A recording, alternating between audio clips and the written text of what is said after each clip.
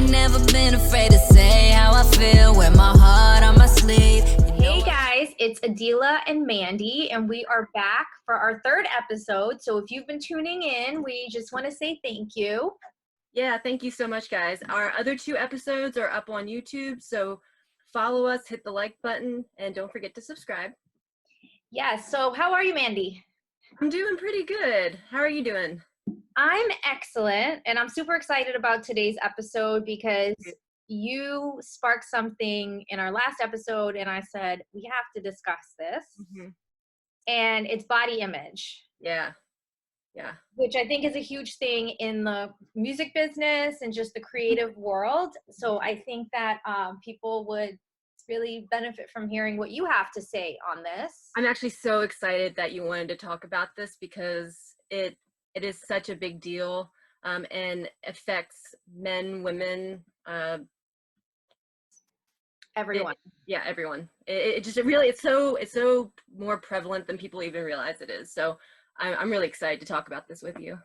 So the first thing I want to do is I want to start off with like a quick story about what I feel like where my body image came from. When I first started out in the music business, I had met someone, a friend, and I really looked up to him. He was a super genius at like branding and styling and all these kind of things. And we formed this really great relationship, and I always just looked up to him. Yeah. And I remember, when I would do photo shoots, he would kind of like, I was so brand new at this, but I wanted everything to be perfect. And I remember one day, and I don't know what I could have done to possibly even warrant this. So now I look back and I'm like, oh my God. But he just looked at me and he said, "You are not the sexy girl. You are the girl next door. And that really works for you. And that's who you are." And I don't know if it was because I was young and I just really looked up to him and trusted him, but it was like somebody imprinted that on my brain. Yeah. And from then on, I did not feel like I had any pressure to be the sexy girl. Wow. Zero pressure to look a certain way, because I was like, man, he is validating the fact that like I can be the around the way girl, the girl next door, and that's really cool and people are gonna love it.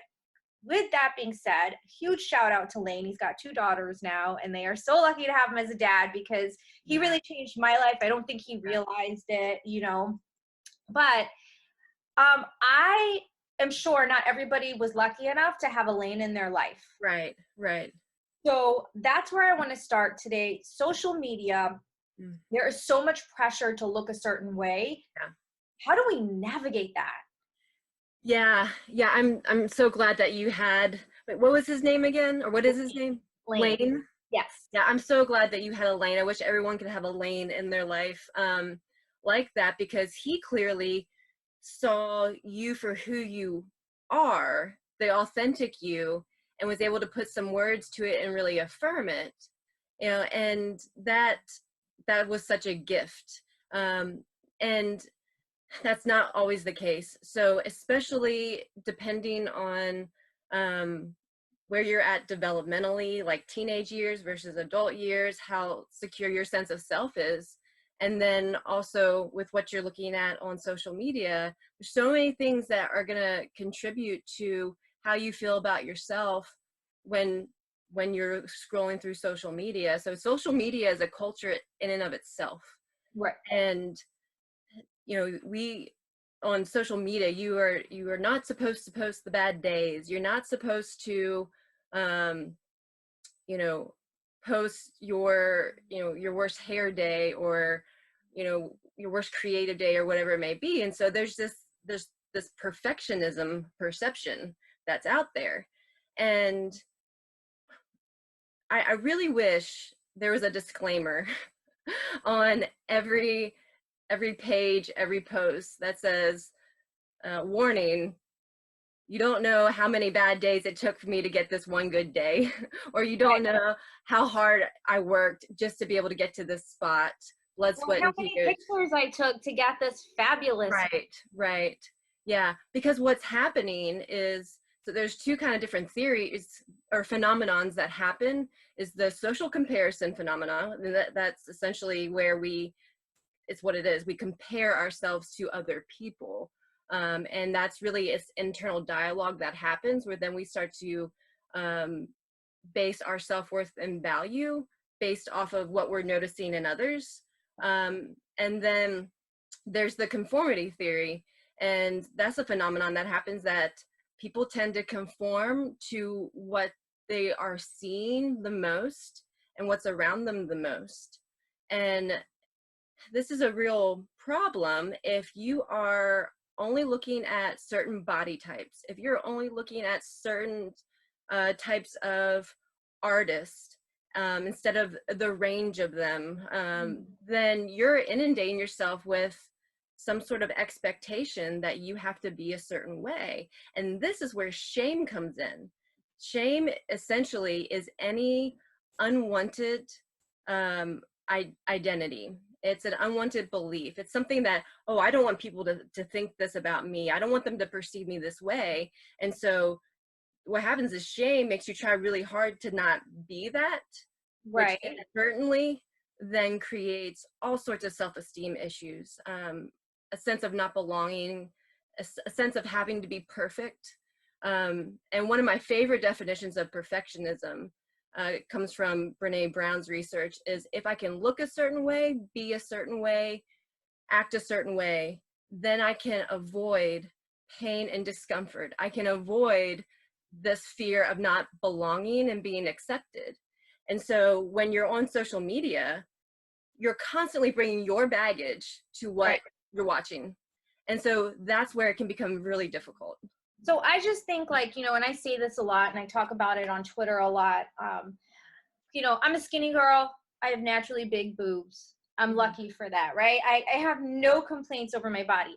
But if I was the same skinny girl with big boobs and I was 15 years old and I was on social media and Instagram and TikTok and all of these things, and I compared myself to other girls that are getting, you know, tons of plastic surgery, and I'm not saying that there's anything wrong with it, right? But like, at what point does just you have to say as a person, or, you know, as a female, like you're saying, obviously a lot of males are suffering with this too, but at what point are you just like, okay, I have to just stop because I am not this person, I can't be this person? Yeah.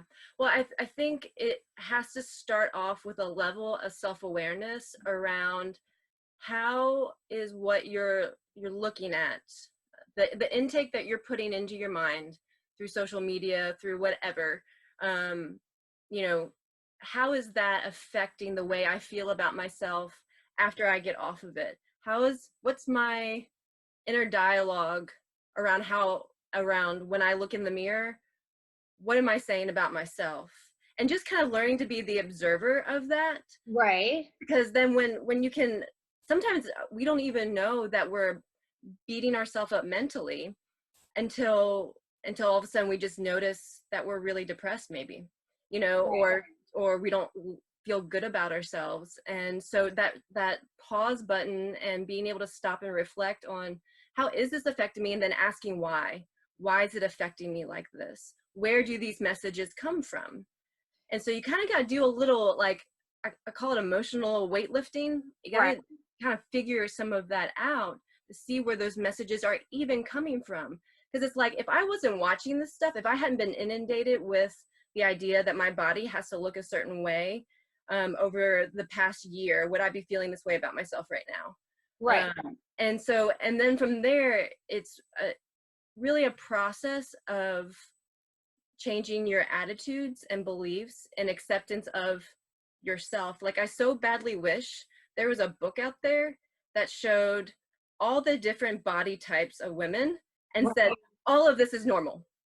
Right. You know, that showed all the different types of boobs, all the different types of butts, you know, and said, this is a woman's body, all of this, you know, but that's not out there. And so, you know, it really is a process of understanding that you're in shame about yourself, why it's there, and then learning to rewire your thoughts around how you speak to yourself, and beginning to just form some acceptance, which can be a really hard process. But those are kind of the first steps in even kind of breaking the negative cycle that social media can have on self-esteem and body image. So if I had to ask you, like, just really quick, give me 2 tips that would help me, that are super simple, that would help me form a better relationship with the person that's looking back at me in the mirror. What are some easy things I could do? The first tip is the catch it, check it, change it. So catch your thoughts, notice them. If you said to yourself, oh, I'm so fat, not helpful, check it, change it. And then you change it to, you may not be able to believe that you're this beautiful goddess yet or anything like that, but maybe you could say, I have a woman's body and I'm gonna accept that today. You find a neutral thought, a thought of acceptance, or try to scan for the positive. You know, so much, we know now that our thoughts, feelings, and behavior are all connected to each other. We hyper focus in on the negative right away. Allow yourself to find the positive. And then the last tip that I would give around that is just trying to maintain a healthy connection with acknowledging what your body does do for you. So yeah, and as everyone has certain things that they really enjoy about life that their body can do for them. Like, I love being able to do sports, and I can really appreciate that about my body, that it allows me to do that. And I can really appreciate that my mind is a deep thinker. And even though I tend to overthink. So just my point being is trying to find the things that you can appreciate about your body, even if you're not happy with all of it, because nobody is always happy with themselves. Right. And that's normal. So I think kind of normalizing that too is also very important.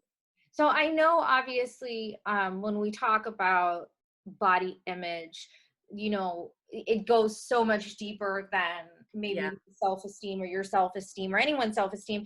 It can go into the, and I don't know if I'm phrasing this right, I guess, like maybe addictions, or if that's the right word, whether somebody becomes bulimic or whatever happens, like they just start having these really negative feelings towards themselves, and it like manifests.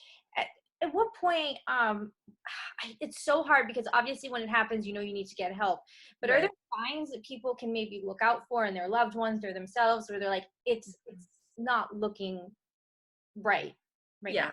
Yeah, definitely. No, that's a great question. And really, I think at any point where you notice, or you notice in your loved one that their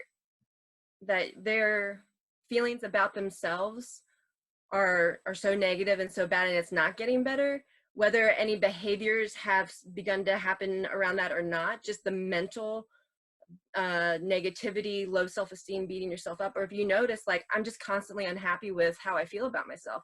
I mean, at any point, that's a time to begin to get help, because there's some unpacking that needs to happen.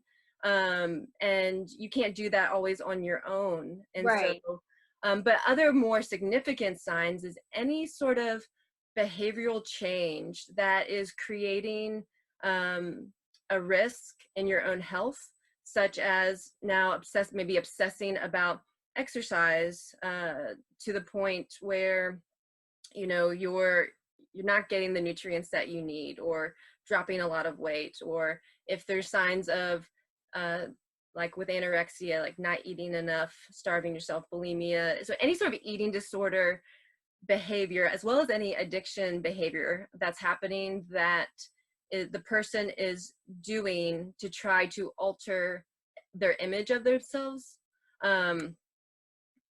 would be a time to get help as well. So, will you give us resources? Yes, I will give some resources. We can drop that on our pages, and at the end of the video in the description, I'll have some resources for some body image support groups, also some eating disorder and addiction support group links. And then I'll also put where to find a therapist in your area. And again, a lot of therapists and support groups are all virtual right now. So just because our situation is still very much online doesn't mean you can't get help. And we'll include those as well. And are there free resources for people? Yeah, especially support groups. A lot of times those are free or low cost. Okay. So those are definitely good resources. And as always, when you're looking into a therapist, if you have insurance, see if they take your insurance. If you don't have insurance, never be afraid to ask about sliding fee scales, or if they do any pro bono work. A lot of times they do, or they can refer you to someone who does. So bottom line, your health and well-being is most important. So don't let that hold you back. Okay. Well, my tip here is, and you gave us like great coping tips and like how to fix it and how to kind of deal with it. But my tip is just be nice to everybody, right? Yeah. Regardless of what they look like, Yeah. because, you know, we're all human. And I like to say that it would really be boring if we all looked exactly the same. It would. Yeah. And one thing I wanted to add to that as well, you know, with tips that I give out, or even that Adela gives out, you know, this is not a one size fits all. I know a lot of people can get frustrated, like, oh, the deep breathing didn't work and this didn't work, because different coping skills work different for everybody. So don't be frustrated if certain things don't work. Just like Adela said, continue to be kind to yourself. My number one rule is, if you wouldn't say it to someone you love, you're not allowed to think it to yourself. So you can just start there. That's a really good one. Yeah. We forget to love ourselves sometimes. And I think that, and I'm sure you'd agree, like, we have to have a healthy relationship with ourselves first and foremost. Absolutely. Absolutely.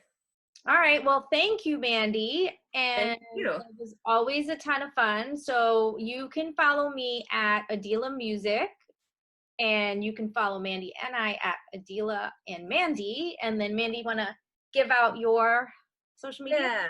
Yeah. So my Instagram is Peace of Mind LPC. You can follow me there. Mandy Morris LPC is my Facebook. And then my new YouTube channel is therapistmandytv. So that just got up and going.